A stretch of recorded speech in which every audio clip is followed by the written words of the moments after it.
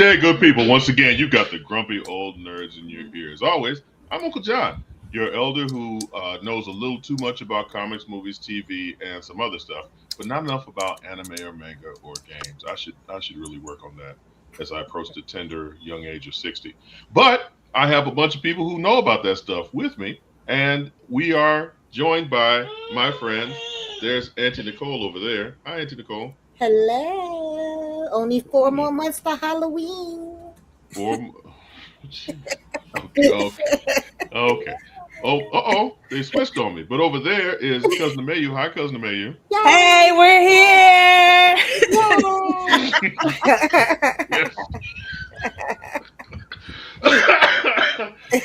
Making him choke. Yeah. Yeah. Okay. And down under her is super producer Roy. Hi, Roy. Hello. Next to him is Uncle Percy coming to you from the booty chair. Hi, Uncle Percy. Hello, everybody. And finally, last but not least, is Uncle Tony. Hi, Uncle Tony. How y'all doing? All right. Yeah, Uncle Tony, don't be so enthusiastic. Hey, I gotta admit, I'm tired. Are you tired? Why are you tired, Uncle Tony? Let's get into it. Because I have been site surveying, constantly on the phone, talking to people. I actually got to hang out with the mayor of Stone Mountain on Monday. You know, Pardon me. The mayor of Stone Mountain. Yeah. It's not like I'm little light the mayor of flexes. Atlanta, but you know. Right. He's been site researching, so that sounds very adult. I don't know what the hell that means. I know, adult team. So I've been just looking for for a those, new location for Challenges, Games, and Comics. I was just about to say, let's get into that just a little bit. So you're searching for a new place for your comic store, and it's much more than a comic store. It is a community staple, Challenges, Games, and Comics. Is there anyone in the lead right now, or because you got to be out by the end of the month, right? That's what the letter says, but I don't think that's going to happen. Okay. So you just gonna buck the system. You fight the power and say, "I'm stay here till I'm ready to go." Damn it. Well, it's like anybody else's stuff. It's like, okay, you know, before they can have the sheriffs roll up in here and kick me out, you know, they're gonna have to like at least go to court, and that's gonna take a while. It's like, shoot, by the time that happens, I done moved out by then. It's at least a 3-month procedure to evict somebody. Yeah. Well, I don't know how that works for businesses. I know it works that way for homes and apartments, but I don't know about businesses. Okay. But if you are so inclined to help Uncle Tony move this pillar of the community, move to his new site, please check out his GoFundMe. Is it GoFundMe or Kickstarter? Now my customer set up a GoFundMe for the shop. GoFundMe, right. That's nice. Set up a GoFundMe. I've never done for anything it. like that, so they're running it all themselves. It's pretty Well, neat. you know, Have the link at least. sometimes we need a little help, and I'm sure Roy will give us the link at some point during the show. We will be for at least an hour. So yeah, please go help out Uncle Tony. He is doing great things. Speaking of the great things Uncle Tony is doing, this Saturday is the 5th annual Tucker Juneteenth Jubilee, and there will be many games and events, and yours truly will be hosting not one but 2 panels. I will be hosting, oh Lord, creating in the Marvel Cinematic Universe, a panel I will be joined by Angela Barnes. Angela Barnes is a world-renowned director. She has directed episodes of Daredevil Born Again, Ironheart, Will Trent, Atlanta, Loot, and Killing It, which actually starred one of my high school classmates.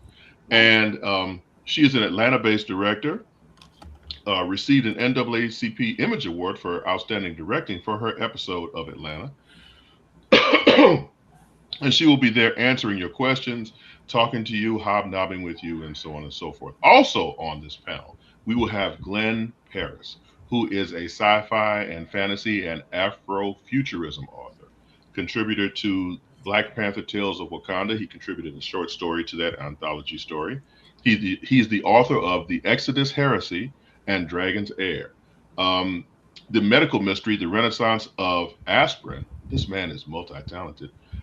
He has written Unbitten, A Vampire Dream, Where the Veil is Thin, a fantasy anthology, And he draws on his history as a rheumatologist for his medical mysteries that he writes. Now, that man's going to be smart. I don't know if I can ask him anything that's going to be.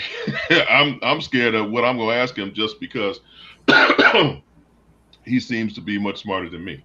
The next panel, which will be at 2:00, is world building for novels and comics. If any of you out there are trying to create your world, and when you are in your artist bag, when you're creating your world or your universe, this one is for you. First up, we have Greg Burnham, who is the co-creator and writer of Tuskegee Airs. He is an author, writer, editor, and publisher. He will also be hosting the Black Atlanta Comic Expo, October 31st through November 1st. He is the author of The Search for Sadika Bridges. Sadika, I'm sorry. Thank you for correcting me on that before I met the man and pronounced it wrong. Bridges, and the Story of Solace. He's been an independent writer for over a decade. He is also an alumni of the Milestone Initiative. Tony, give me some little background on the Milestone Initiative, please. The Milestone Initiative is where they basically invited independent writers to a special workshop with DC Comics. And these people got to learn from the professionals there at DC about writing stories. And then they were published later on in a comic book. Nice. And he's also written stories of Icon and Mr. Terrific for Milestone as well. Greg, and not to mention, he's just a really cool guy. And finally, Dr. David Washington. Dr. David Washington is the creator of the Washington Comics universe. This man went ahead and said, you know what, fuck it, I'm gonna create my own universe. He did this to address the lack of diversity in comics. He is the author of the comic Black Defender, The Awakening, The Protectors, Overlord, Lightwalker, and Omega Warrior. He has created his own universe, and he publishes too, if I'm not mistaken, Tony, correct? Yes. He publishes his own work. So yes, if you are interested in writing, creating your own universe, your own stories, your own works, please come to these panels, talk to Greg Burnham and Dr. David Washington. But that is the very tip of the proverbial iceberg. Tony, could you give us some insight as to what else is going on at the Jubilee celebration? Oh yeah, for the Jubilee celebration, it's going to go Saturday from 11 a.m. to I believe 4 or 5 p.m. They've got comedians, they've got bands, they've got all types of performers. There's going to be activities for kids. I think I heard something about bouncy houses. Along with that and stuff, we're going to be setting up take stations to teach kids how to paint miniatures. We're going to be showing people how to play games. We got a little bit of everything going on. Nice. It's going to be nice. And it's free, correct? It's basically going to be like the cookout. Everybody's invited. Come on up here. It's going to be the last hurrah for North Lake Mall. Oh Lord. So this is like the last big thing that you'll be hosting there, correct? Correct. Okay. And this is, as I was trying to say before, this is also free. Yes, it is. All right. So please come out yourselves and come meet me, Uncle John. And Uncle Roy will be there too.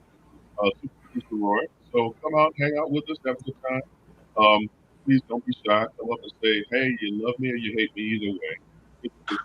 I got a question for you to mention. This is just a theory question, not necessarily necessary. But when you speak to Mr. Paris, since he's a futurist kind of guy there based off of some of the things you read off, ask him, why does the future in most movies and everything lack Black people? What are his thoughts and theories on that? Well, no, I think, and you're right, because except for Uhura in Star Trek, for a long time there was no representation of us in the future. Like, we just even in Mad Max, Black people are. Yeah, but I mean, it was a lot of this stuff was created by white people, so they're going to create what they know. And you might put one Hispanic or one Black person in there just because don't look everybody got one Black friend, right? That doesn't look the part. Right, and gonna get killed off before the first read. So at the end of the day, all these creators have decided to create their own stuff and have us represented, whether it be Afrofuturism or whether it be Marvel or whatever. They've decided to go ahead and put people and things that they know into their art. So yeah, I'm excited, and you should be too. So come check us out. Anything else you wanted to add, Tony, before I move on to the next subject? Oh no, everything should be covered pretty good. I'm just looking forward to seeing people. I want people to actually come on out and let's have a good time. Come on out and let's have a good time. That's how we. Why did that? I am curious as to why that caused the type of laugh that it did for Abayu, because she was just like, that just tickled her to death when he said that. I was laughing at Uncle John, actually. The way he kind of repeated it is what made me a little bit. Come on out. I didn't realize it. Was I sultry with it? Is that how I did it? A little bit. So come on out and have a good time. Yeah. Hey, we are grumpy old nerds. Right. So, Nicole's the sound effects for us now. So, all right. So next up, I wanted to talk. I haven't seen this film, but I know that Uncle Percy and I believe Cousin Amayu saw this film too, and they have very strong opinions. And apparently, this movie's doing fantastic at the box office. It is. Oh, I'm sorry. The level of excitement. Said that with your full chest, and they are out tonight. Backrooms. I am excited. So, because I'm a fool, I look at all the spoilers and I look at all the clips from the film, and it doesn't look like something. Don't judge me. Don't judge me. I'm right there with you. It doesn't look like something that I would particularly enjoy. Because it's a rabbit hole. It's a rabbit hole. Yeah, no, it is. Because Uncle Percy was so vehement in last week in his opinion of the film, I'm dying to know, Uncle Percy, your full review of Backrooms. Okay, hold on for a second. Uh-oh. Oh, shit. Oh, okay, here we go. Uh-oh. Woo! You gotta get high to watch that damn movie. I don't have a clue what I was watching. Don't have a clue. I was sitting there. I was trying to figure it out. All I saw was a cardboard captain chasing people, killing them. I don't know what was going on. So maybe you're gonna have to tell me, because I was lost. I think I should have been on some mushrooms to watch that. I'm sorry. So let me ask real quick. Isn't this based on like a YouTube series or something? It's like a 4chan thing from Reddit way back when. And it just kind of built its own universe. And they even got video games and SPC and everything like that they have out about it. So it's huge. Okay. And Percy, you went in cold on this. I'm too old to understand that movie. I'm sorry. See, you're supposed to know that, and then you have to do your research before you go in. That's not what you said before. That's literally what I said. You don't have to. You just go watch it. You'll figure it out. Shit. No, I remember that. I mean, you actually said you had to go back and watch it after you saw it the first time. No, that's not true. So what happened was, is it my turn? Is it my turn? So what I said, and this is what, matter of fact, I'm going to back it up to the day I was going to go see the movie. My nephew happened to be visiting. He's 17. And I was like, oh, yeah, I'm going to go see Backrooms. I'm really excited. He started chuckling. I was like, what's up? What's so funny? Why? He said, oh, I didn't know you would go see Backrooms. I'm like, oh, okay. Damn. Right. So I'm like, okay, cool, whatever. So what I did, and I told other people to do this, I said, go to YouTube and put in what you need to know about Backrooms before you watch the movie. That's what I did. And that's when I found out that it started on 4chan with a picture of supposedly an abandoned or a foreclosed on furniture store. And that's where that first image comes from, where it looks like an old furniture store. So I saw that. I didn't watch all the movies and stuff yet. I mean, all the YouTube stuff yet, but I saw that 12-minute YouTube that told me what to expect, where it originated from, yada yada yada. Because I actually enjoyed the trailer and the fact that it stars Chiwetel Ejiofor. I love him; he's an amazing actor. I'm glad you pronounced his name because I was going to. I said, "Fuck it." I would have butchered it. So I was already like, I want to see what this is about. So when I saw him, and then I did my little 11, 12-minute movie or clip, and then saw the movie, I thoroughly enjoyed it. I felt like it told me everything I needed to know going in, so I wasn't completely lost. Now, for the elders, which is all of us. Don't go into that movie without having had a nap or being well rested. Who you telling? It's so slow at the beginning, baby. I was like, oh, I do not want to fall asleep. I had to like sit myself up to make sure I didn't fall asleep during the slow parts. But my 30-year-old daughter dozed off because she said it was slow. I like that kind of stuff, though. I mean, I don't sleep during the movie. I started snoring. My wife had to wake me up. You know what? For me, it kind of. I haven't seen it yet, but I mean, I knew all about what the Backrooms was. They even created an SPC for it too. I think you should see it. I want you to see it, and I want to hear your thoughts on it. Also, I'm not finished yet. Hold on, we're gonna get to you, Tony. Hold on. For me, it felt like it was this new generation's version of the Blair Witch Project. Do y'all remember when that first came out back in the day? Yeah. Yeah.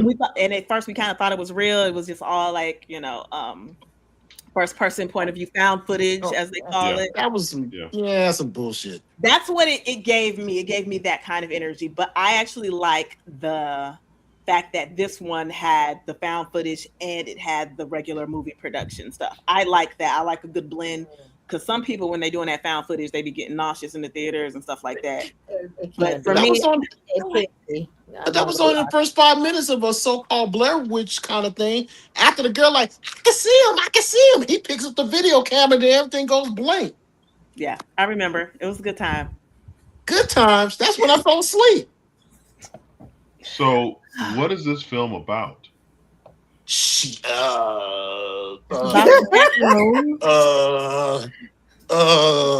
you have to realize. I couldn't tell you. You want me to just give a quick little synopsis? If you don't mind. Sure. Okay. So basically, there's this company that created this thing that ended up being like a portal to like basically infinite space, and you could go into this, and there's different portals from around the world, and that's how people come up missing and stuff like that. That's how you end up finding secret doors and stuff like that. So it's all like, sci-fi stuff, but there's a company that's over it, and that company is in the movie, and they do have their parts as well. As Nikki said about Auntie Nicole, as she said about the rabbit hole, you do go down the rabbit hole. I've watched probably like at least an hour's worth of the videos. I haven't watched all of them, but I watched a good chunk, but I didn't want to go to sleep on that, so I stopped watching it and then turned on Love Island. But yeah, and the way my daughter kind of scary. How could it be? It wasn't even. I said it reminded me of it sounded like the Upside Down. Situation of Stranger Things. The Upside Down and Stranger Things. Yeah, I didn't watch anything past like half of the second season. Oh, Jesus Christ. But did you watch the Backrooms and you said it reminded you of the Upside Down? No, I did not watch the Backrooms. No, I'm not going to watch the Backrooms. I'm not wasting an AMC. I can understand her idea on it because it's like taking our reality, but it's empty. You know what I'm saying? There's nothing there until there is, so to speak. Know, once you go through whatever it is. Let's say you sit in your living room and there's nothing in there, and then all of a sudden, on the show. But that's the whole point. It was nothing there. No, it was stuff there though. Eventually. It was stuff there, but they didn't go in. They need to explain some shit to me if you want me to pay attention to it. No, and that's you have to know the lore. I didn't like the goddamn ending. The ending to me didn't make any sense. Okay. You had when he went. Okay, spoiler alert. When he went through the room the first time, and it was a guy watching him on a camera, and then And then at the end, the psychologist who made it, he comes in and she's asking the question. He's like, I can't answer because I don't know. Then why the fuck you come walking in the room asking her questions like, how did you get here? Where did you come from? And she's asking questions, well, what is this place? He's like, I don't know. I don't know where this place is.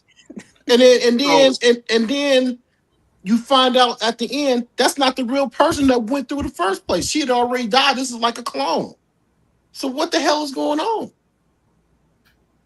See, some bullshit. Yes. Okay, so wait, we gotta get to Tony. We gotta get to Tony. Oh yeah, go ahead, Tony. I'm just saying, you guys have thoroughly convinced me not to even watch this when it comes on streaming. All right, if I've got to do that much research, I think it's interesting. How long is this? An hour and a half? In the theaters or like the pre stuff? In the theaters. After movie. I don't know, maybe like 2 hours. Almost 2 hours. Like 2 hours. Because let me tell you something. Now I went to the drive-in to see this. I have never been to the John. You know I go to the drive-in all the time. I have never been to the drive-in when the movie before the credits went up. People was leaving, taking off. I mean, when I say taking off, taking off. Maybe they were trying to beat the traffic. Going there blind. Maybe they was trying to beat the traffic. No, they wasn't beating the traffic. They was like, what? I'm telling you, people was next to me like, what the fuck am I watching? What was this? Did you understand it? We've talked about this film for 10 minutes, and I still don't know what the hell it's about. Yeah, exactly. Okay, look. This is what I'm gonna do. It's that Steinfeld sketch. What is it about? It's about nothing. That's what it is. It's about nothing. It's bizarre world. It's about something. It's about the bizarre world. It's about a possibility. What possibility? A cardboard captain trying to kill you? Multiple universes all colliding. A cardboard captain trying to kill you? Yeah, think of it like that. The multiple universe thing. It's like the same but different. If I'm not mistaken, okay, and please correct me if I'm wrong because I haven't watched the film, but I have seen people's reviews and people who have tried to break it down. So basically, Emmanuel, you're saying this company created this space. And the space is working off of memories.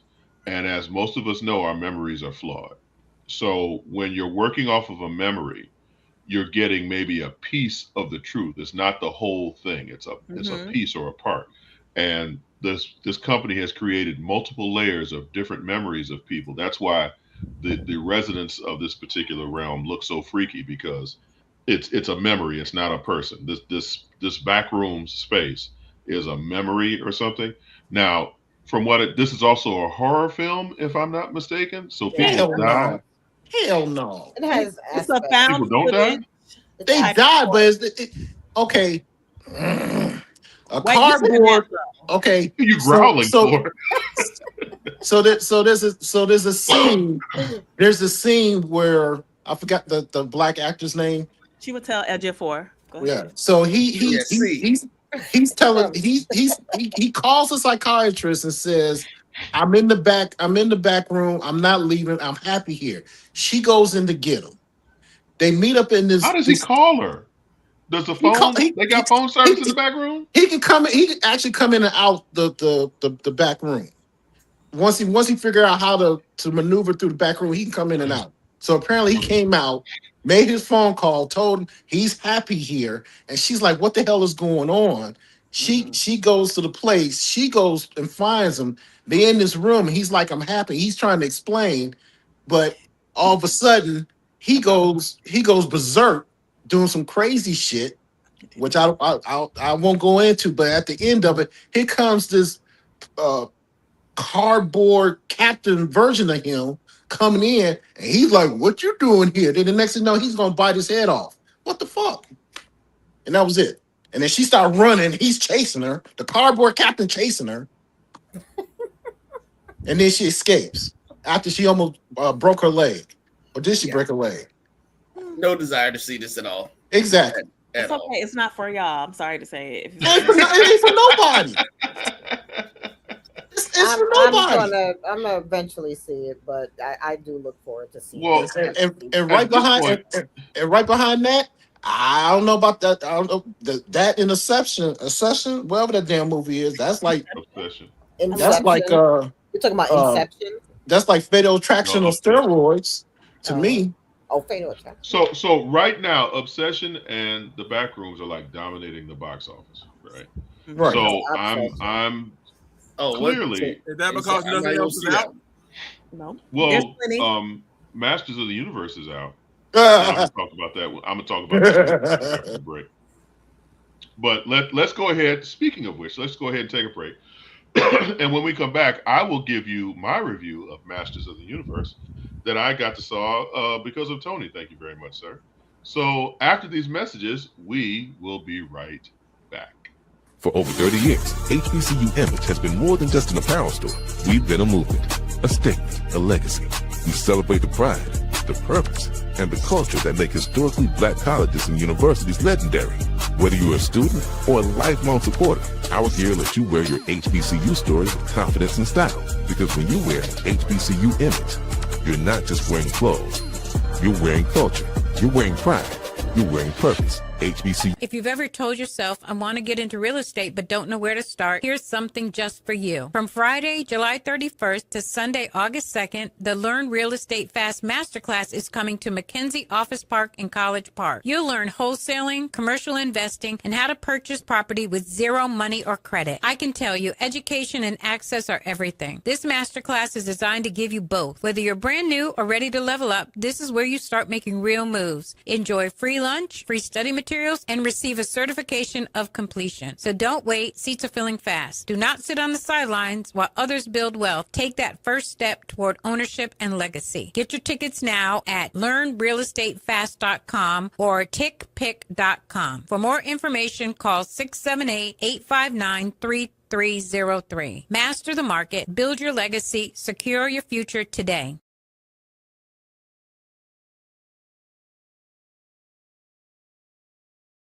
From cancer care to accidental injuries to cardiac care, we all know that there are times that you can't control what happens in your life.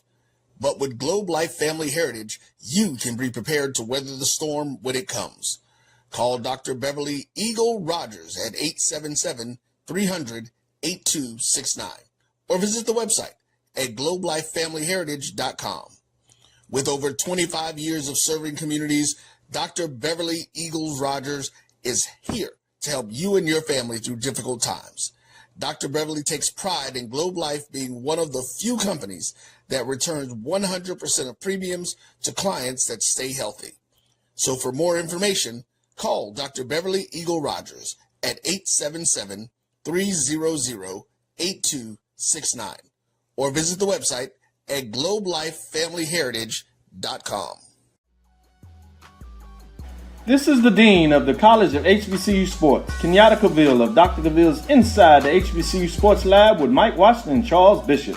Come mix it up in the lab where the course lecture is in session every Tuesday from 6 o'clock p.m. Central Standard Time on Facebook Live, YouTube Spreaker, or the BCSN app, as we discuss all things about the HBCU sports culture, including exploring the week that was in the sporting HBCU diaspora, as well as the upcoming week of HBCU sports. With me, the Dean, the College of HBCU Sports, on Dr. Cavill's Inside the HBCU Sports Lab with Mike Washington and Charles Bishop.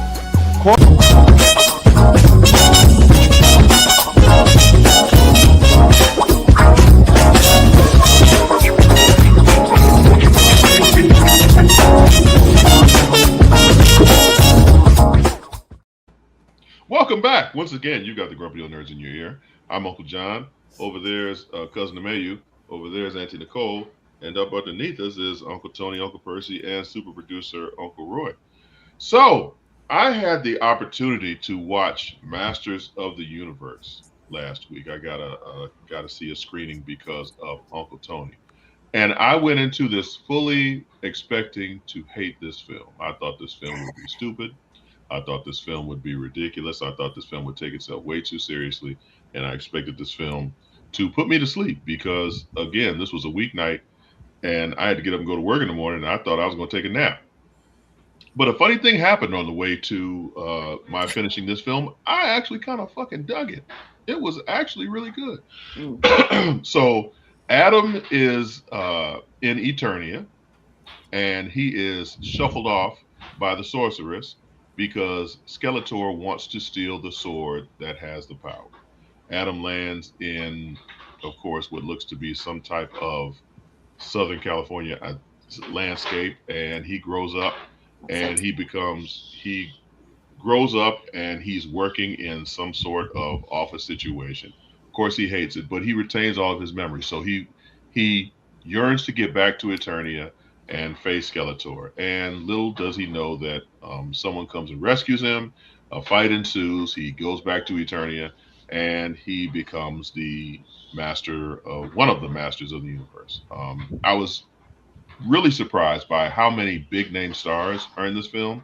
Idris Elba is Master at Arms. Man at Arms. Man at Arms. I'm sorry. What the actor who plays Skeletor? I forget his. Jared Leto. Jared Leto. The actress who played Eveline was Annie in Community, and I love that show. It was really a good time. If you're going to this film, you're going in to have a good time. You're not going in to take it too seriously. They really play into the names, like the character Fisto.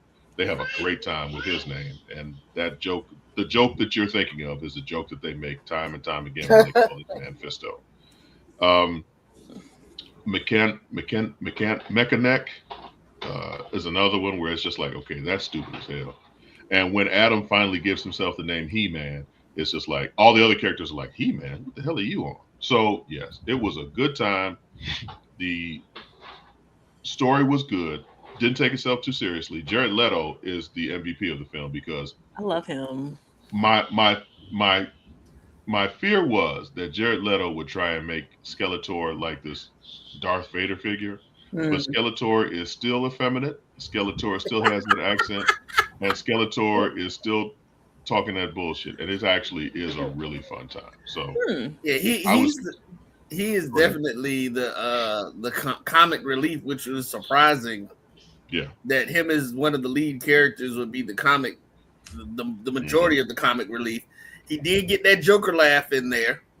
Yeah. That one scene, he definitely got the Joker laugh, and actually just came back from seeing it again today. Me and my daughter to see it, and so I'm like you. It was. I think I was kind of.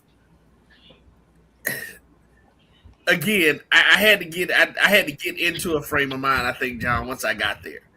Like I said, I wasn't really sure what to deal with. And I think because there was a lot more comedy than I expected. Let me put it that way. I think that was the big thing for me.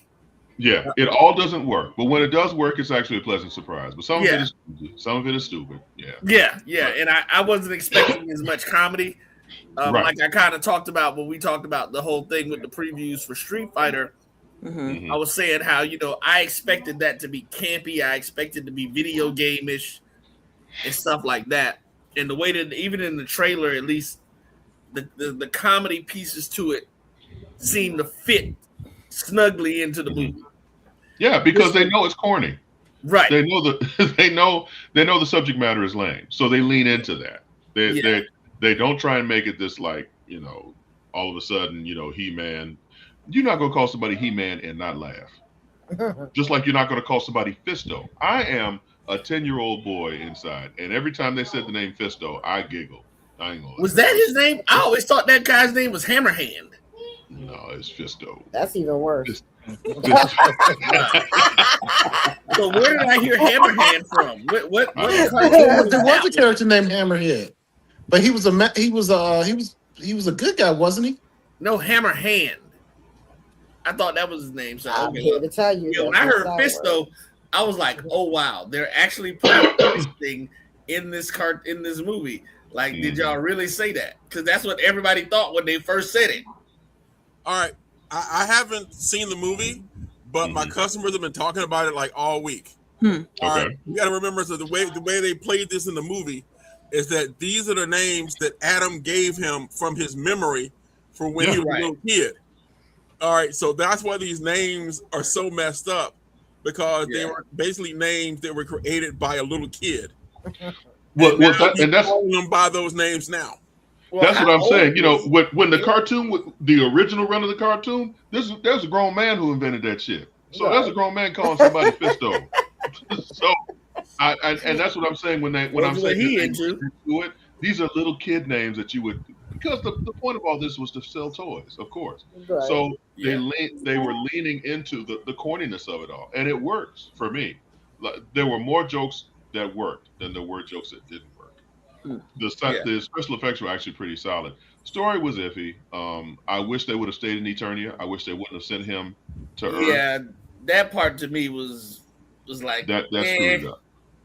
Yeah, I did not like the whole Earth thing because it really when you think about it, they only go there to get him. Yes. Like that's it. Mm-hmm. He loses the sword. They get there. 15 years go by. He's been looking for this sword. It's like that whole at the office thing, completely irrelevant and useless. Yes. That whole thing, that whole setup of that scene was that. You know what? That was the 20 to 25 minutes they could have kept out of the movie and got it under 2 hours. Yeah. Yeah, and I was amazed. I was like, damn, this movie is 2 hours, but it didn't seem like 2 hours. 2 hours and 20 minutes. Oh, wow. Yeah, it was long. Yeah. Holy shit, because I had to go pick up my daughter from work. I was like, wait a minute. Now, I thought this was going to be an hour and a half. But, right. But there are 3 after credit. Oh, and this is what I forget, too. If you've seen the movie Flash Gordon with Sam Jones from back in the day, this movie leans heavily on that. To the point where there are musical cues from Flash Gordon that they use in Masters of the Universe. Wow. Oh, wow. And there's a scene where He-Man, Adam is fighting a room full of guards. They lifted that from that movie Flash Gordon. One of the post-credit scenes, they lifted that from Flash Gordon. There's a lot of stuff. I guess these producers or directors or whoever wrote this were a fan of that film, but that was a heavy influence on this film as well. The last one that was the scene like they did with Mongo's ring, as I think about that now. Exactly what you John making me remember stuff from my childhood. Go ahead, grumpy old nerd.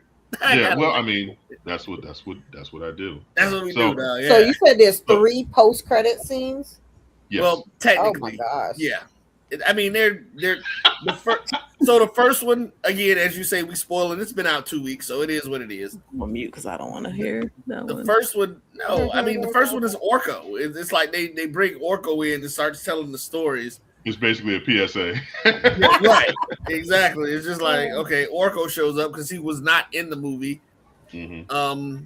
It was fun. Now, then the last one, like the whole thing that they used to do with the cartoons, where they basically were like, okay, here's the lesson you should have learned.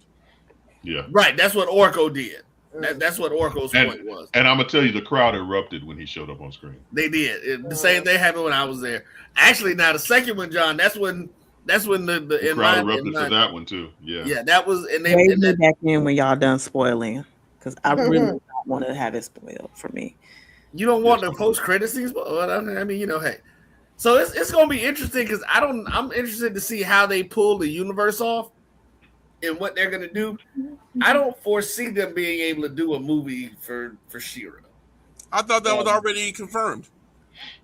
That they're already doing a movie. They're not. I was thinking they would bring that straight to streaming services. Oh, they are making one about it? It all depends on how this movie does, I'm sure. Yeah, I don't think I don't see it. At the end of the day, that other post-credit scene would lead up to something for that particular character. I'm trying to be gentle with Amayu's ears. But there's the 3 post-credit scenes. The first 2, the crowd erupted at the theater that I was in. Right. That last one, they were just kind of like, oh, wow, okay. But the first 2, they're direct tied into the cartoon.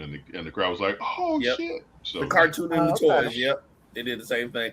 Now, I am kind of interested because I want to say, and I'm as I think about it, actually, I think I was because didn't they do some streaming reboots of it? There is an animated Masters of the Universe that was they did by Kevin Smith on Netflix. Yes, right, they did because in that one, and I was surprised that they didn't try to lean into that a little bit more, because that storyline, I actually watched that and I thought that was a good storyline. I heard from my customers that they did take a lot away from the Kevin Smith story, the Master of the Universe Revelation. Right, that was the name of it. I don't know what they talking about then, because for me, that one, like that whole setup, because they didn't give any backstory. Like Skeletor just shows up. Yeah. They give absolutely no backstory for him at all. But that's what the cartoon was about. Skeletor is actually in the cartoon. In that cartoon, he's Randor's brother, and that's where the tension comes from. Okay. And then the whole thing. So because like I said, the cartoon was actually pretty good. I enjoyed that. So this is better than the Dolph Lundgren thing. Oh hell no! By leaps and bounds. Now, let me stop. I'm just trying to make sure. Speaking of Dolph, did he have a good cameo? Was his cameo entertaining? It was cool. It was cool. Yeah. It was cool. Oh, so he was? Oh, that's awesome. Oh, of Yeah, course. it's a cameo. It's real quick, and the crowd erupted. So the crowd that I saw it with, where you could tell they were He-Man fans. So anything that paid fan service, they were like, ah. Well, yeah, you went to a screening. Yeah. You went to the screening, so that was definitely people who Yeah. were, like you said, fans and who know the history behind a lot of material. stuff. Yeah. So one of my customers said that his fan was serviced, so he was very happy. Wow, that Poor. just sounds so inappropriate. Yeah, thank you for servicing my fan. Yeah. I am using that. My fan was serviced. Yeah, baby. So did you enjoy it? Oh, baby, I loved it. My fan was Now serviced. you know what I did, John. You know what I didn't like about it, though. The one thing I didn't like about it. What is that? But I guess it goes to your points that you were saying. What you say makes sense now. I thought Adam would have been more assertive at that point in his life. Well, they needed him, I guess, and this is why him coming to Earth was an issue, because you get, like you said, there was no backstory for Skeletor. There's no backstory for Adam. He gets to Earth, and then the next thing you know, he's a grown ass man. Okay, how did he? What happened? He was dropped in a lake, and now he's working in an office. What the fuck? How is that? Like in the foster care system, or right? It didn't make any sense. And then the other part about it, not at all. The first thing that they talk about with him, and the only thing they talk about, oh, he was so small, and now all of a sudden, he come back. He's 6'3", 250. You know, it's just like he looked like a prototypical NFL quarterback. It's like, dude, talk a little bit. Yeah, the coming to Earth thing was ill-conceived. I would give this film a much higher rating if they'd have just taken the Earth part out. Yeah. If they'd have just leaned into the whole Eternia thing. If they'd have stayed in Eternia the whole time, A+. 5 popcorn bags. But now I got to give it, using a Mayu system, I got to give it like 3.5, because the whole Earth thing brought it all the way down. Yeah, I agree with you 100% on that. The whole part of him going to Earth was useless. There was nothing about that did anything for it with the thing. Now, the one thing that one post-credit scene did do for me is it confused me, because it makes me try to remember, and I'm gonna have to go back and look now, because that means that other character has to be older than him. I never knew that. Bewilderment on John's face. Yeah. I mean, think about the way that they presented it. I'm look here, man. I'm not thinking that deep into it. Yeah. No, when I say the way that they presented it, she couldn't have had her after. Okay. You know? Like I'm not I can't debate that point with you. You could be right. Yeah. Maybe time moves different in a different universe. Yeah. I mean, no, I'm confused about it, John. So I'm not debating it. I don't understand myself. That's my point. That's why I'm asking the question. I don't know. I don't know. I hope it makes enough money where they can make another one, because I think I would enjoy it, but I'm not sure. Oh, even if it doesn't do the money that they wanted to do, I think it'll go to streaming. I don't think I don't think there will not be a follow-up to this. Netflix will buy it or something. It'd be on Amazon, wouldn't it? It's an Amazon movie, right? Yeah, it's Amazon. Oh, is it Amazon? Yeah, Amazon movie. I would say, just because of Jared Leto and let's make it clear, in real life, he's a dick. But he acted the fuck out of Skeletor. Skeletor made me giggle. Skeletor serviced my fan. I heard there was a cool line where Adam was trying to talk him down, and Skeletor was basically like, "I'm evil and I like it." Oh, well, so yes, I think that may be my favorite part of the movie just because of what it is and what he says. Skeletor is like, yeah, bruh, I'm the villain. End of discussion. You know, he's like Lex Luthor. He's like, and actually, you know what? The funny thing is, they did that in that is something from Smallville. They did in Smallville with Lex Luthor. When he realizes when they're toward the end, he was like, I am the villain. End of discussion. Let's go. You know, now then proceeds to get his ass kicked, but you know, hey, it is what it is. Right. Okay. Okay. Well, yeah, for me, I'm using Ameyu's guidelines, 3.5 popcorn bags for me. The whole Earth sequence is stupid. But I'm thinking I'm at 2.5. I don't even think I'm at 3.5. Yeah, I think I'm at 2.5. I mean, I enjoyed it. Like you said, there were parts that made me laugh and stuff, but there are too many holes in it for me because of the story, and there are too many additional questions. I think that's the whole thing. Too many holes. Nobody wants to play with anything with too many holes. So on to our next subject. Ameyu, you can come back in now if you like. Ameyu, come back in. Come back, Ameyu. Yeah. I'm gonna skip around because I'm just really upset right now. Well, I'm not really upset. What part? I think I'm more relieved. There was an announcement today that Doctor Who was not going to be shot, and there will be no Christmas special, and Doctor Who is going away for a little while. I'm a little as someone's playing Reveille in the background. I'm not necessarily mad that it's going away for a little while, because in 1989 when they canceled it, it needed to be shut down for a little while, so just to kind of refresh and bring in some new people to bring some new vision to the character. And when it came back in 2005 with Christopher Eccleston and Russell T Davies brought it back, it was great. But Russell T Davies did about as fucked up a job as he could when he took over when Ncuti Gatwa became the Doctor, and put them in such a hole that people are just like, Ncuti Gatwa's Doctor was the lowest rated Doctor in the history of the fucking series, and that's a crime. Which one was that, John, on this picture thing? The brother on the bottom. Oh, the brother. Okay, yeah. They didn't know what to do with a queer black man in that role. Yes, cousin Amelia. Just a quick question: have they had any other queer doctors before? No. Oh, okay. I thought the woman doctor was queer. They tried to make her and her companion, who was a woman, have like a will they, won't they type of deal. But Chris Chibnall, who was in charge of the series then, kind of fucked that up too. Because they didn't start that way. And because, so the problem you have with a character that's supposed to regenerate and who can become whatever is that no one gives a fuck about their sexual orientation. So when you're a man, are you attracted to other men? Are you attracted to women? If you regenerate into a woman, does that mean that you're now going to be attracted to men, or are you going to be attracted to women? And that actually, the idea of that is fascinating, especially in science fiction. But Chris Chibnall, once again, was such a dick that he did not present it in a way that was either fascinating or interesting.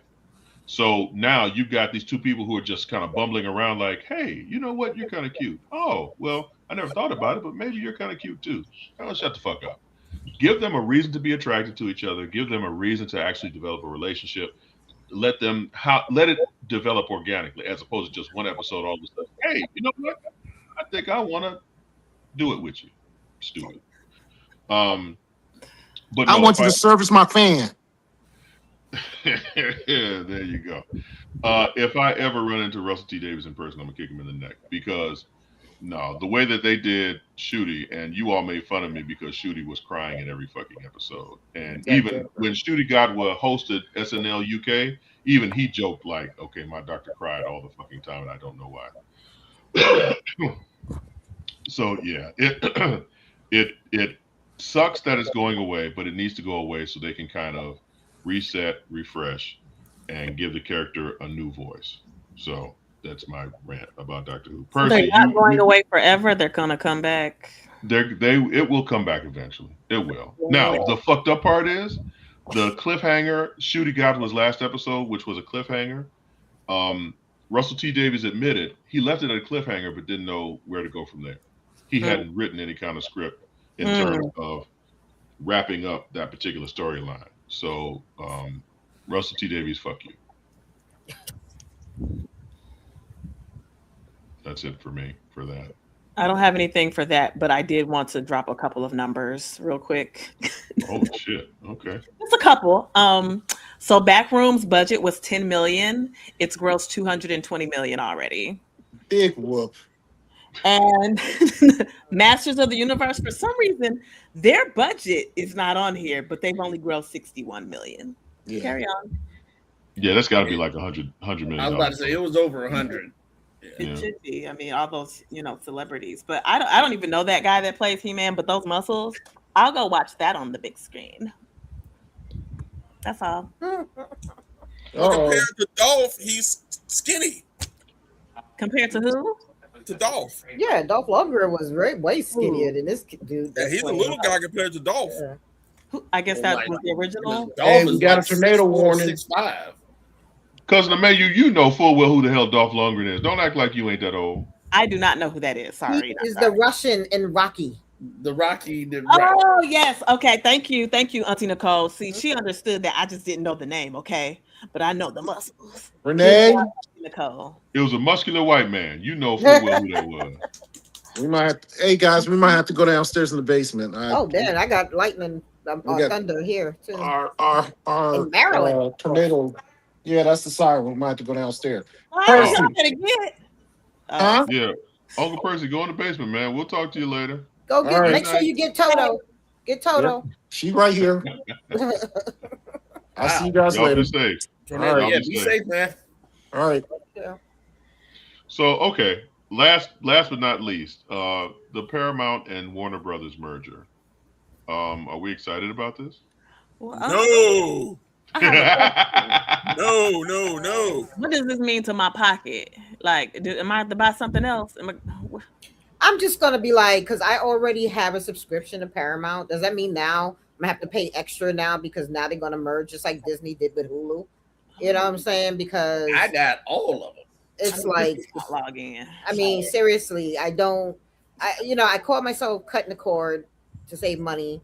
But now I'm back up to where I've got Paramount, I got Disney, and Max, and Hulu, and all that stuff. It's like, well, you could be like Uncle Percy and watch it on your stick, but you don't have a stick, do you? I don't have one. Yeah, I actually, because I have bundles, so like I got Paramount and Peacock together. And then I got my Disney with my HBO Max and stuff. So it's. Well, I did that with Disney. The Disney, reasonably, HBO Max. Reasonably priced. The only way I was going to be able to get them was with the bundles.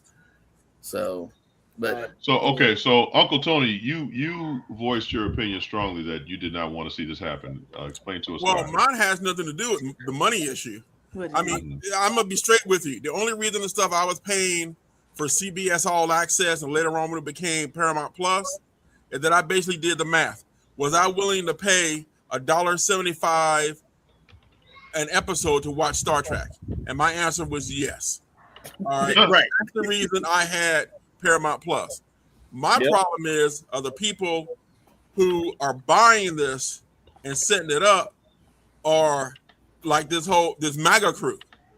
All right. And there is no way that they're going to let Star Trek, if they even put out any Star Trek, be what it actually is. No, I mean, I think you're minimizing their desire for money. Star Trek is one of those things I don't think you can really mess with because I think you'd have a revolt. And I think they would lose a lot of money. It's the biggest property that you got from Paramount Plus.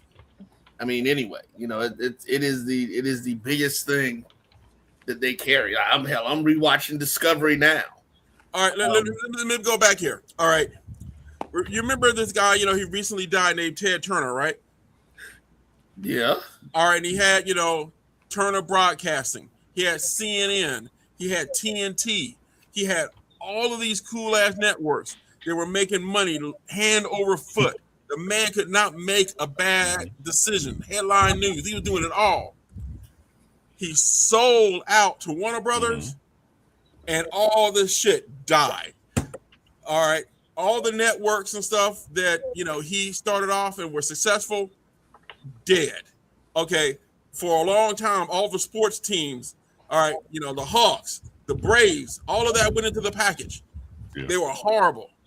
Okay. Letting corporate come in and they're going to try to cut money, cut budget, and the people don't know what they're doing.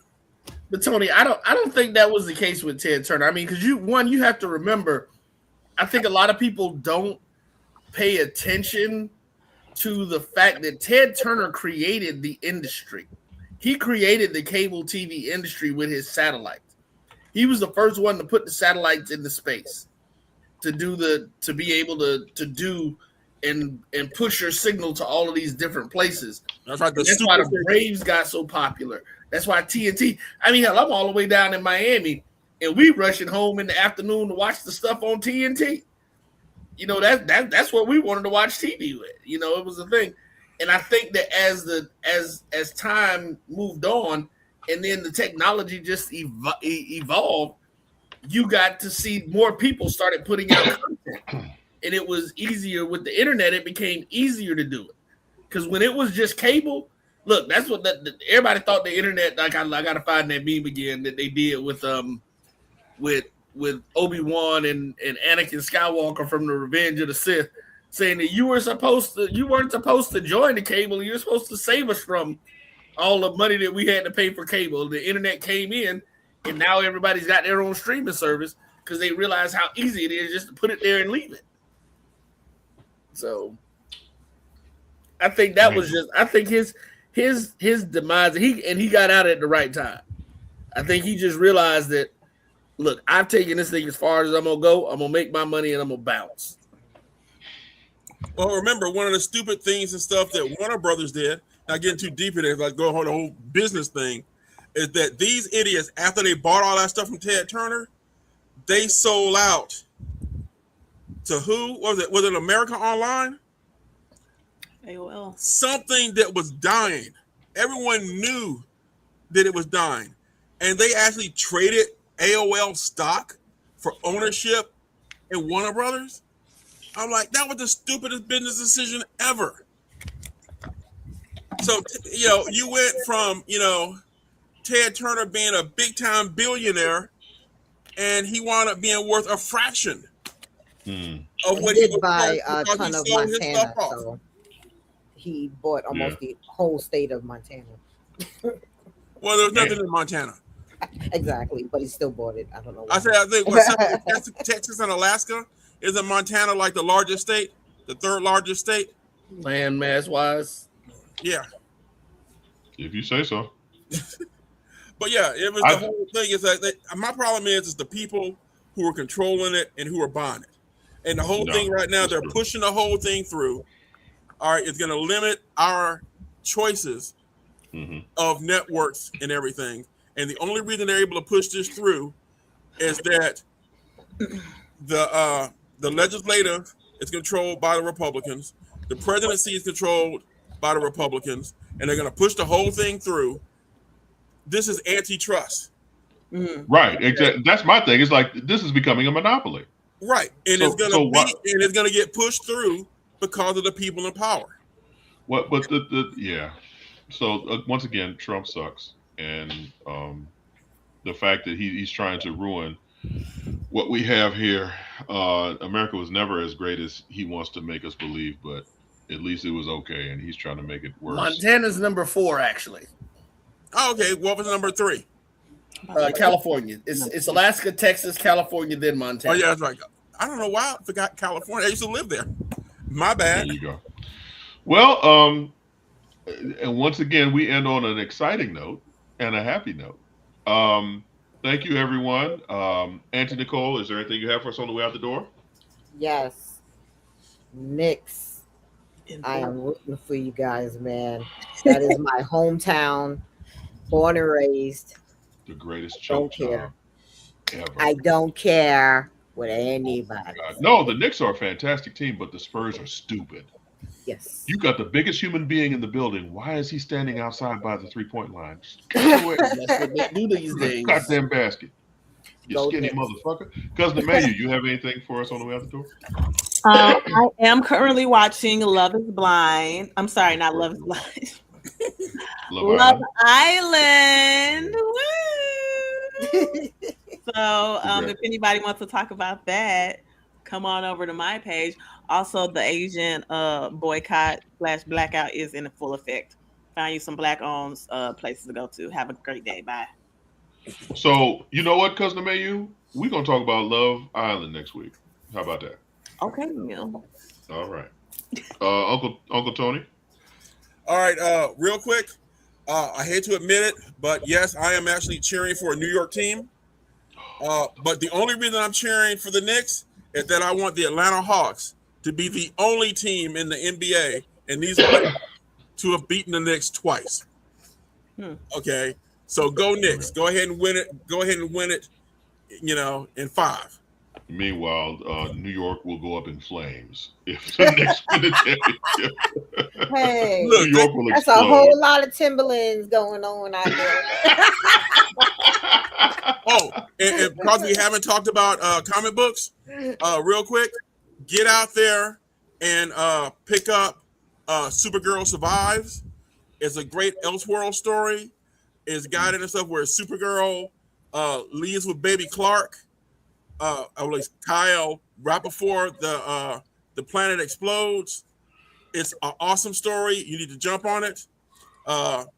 If you want to support some black books, Bishop #1 came out this week. Get out and get it. Absolute Catwoman. It is awesome. You should get it.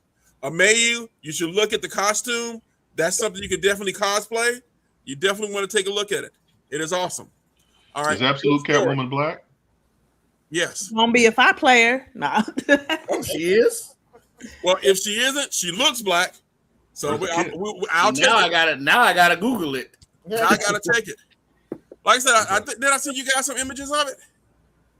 You did. That I remember. Okay. If she's black, she light skinned. Some of the covers I sent you remember. She definitely looks black. Okay. She said, she's an apex predator. So, you definitely want to check it out. But yeah, she serviced my fan. Depends on what kind of fan you are. Yeah, Absolute Catwoman, Bishop. They're making her ethnic. Which ethnicity? Again, passing. Right, exactly. That's what it is, Nicole. She's passing. We'll be loving that. As Chris Rock said, she won the light with curves that other ethnicies don't have. So, I mean, Catwoman. They've always made Catwoman with curves now. Oh no! Roy, I mean, except when the white chick played her in the last Christopher Nolan Batman. Good night. Oh, speaking of which, hey, can you quickly pop up that link so that people here in Atlanta can go see Supergirl for free? Which link, dude? The one in the chat. In the Facebook group chat? In this chat. No, in this chat. I put them in both. Oh, you put it in the private chat? Oh, I got my tickets already. As soon as you put that up. Well, y'all were talking about the WB. Oh, there it is. Okay. Unfortunately, it's on a Tuesday, and I'm going to be stuck here working, so I'm going to miss it. So I'm going to miss seeing Supergirl for free. I miss seeing, Master of the Universe for free, but I had a good excuse for that one. So, excuse me. I do have one more last announcement. Ooh, okay, man, come on. It's quick. I did start a new job, so I may not be on the show as frequently as I used to be. Ooh. Ooh. Go and make that money, girl. Yeah, All right, so you are working on Saturday?